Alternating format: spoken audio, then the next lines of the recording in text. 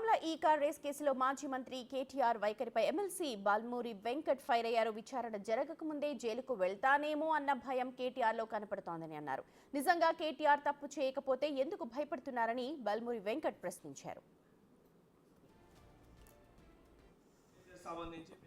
తప్పు చేయలే, మేము తెలంగాణ రాష్ట్ర అభివృద్ధి కోసము హైదరాబాద్ బ్రాండ్ ఇమేజ్ పెంచనీకి ఇది చేసిర్రు అని చెప్పి మాట్లాడుతున్నారు.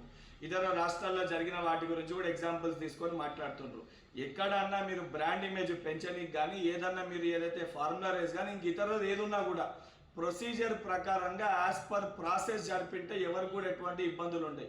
ఎప్పుడైతే మీరు అక్రమాలకి పాల్పడే ప్రయత్నంలో భాగంగా ప్రొసీజర్ పరంగా కాకుండా ఇంప్రాపర్గా సిస్టమ్ ఫాలో కాకుండా గతంలో కేటీఆర్ గారు మంత్రి ఉన్నప్పుడే స్వయాన వారి తండ్రే ముఖ్యమంత్రిగా వ్యవహరించారు.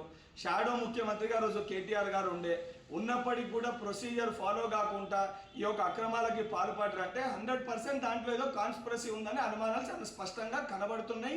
అండ్ కళ్ళకి కట్టినట్టుగా ఈరోజు ఏదైతే మీరు మాట్లాడిన మాటలు చూస్తుంటే ఆ రకమైన మాటలు కూడా మీ నోట్లోకి వెళ్ళి వస్తున్నాయి.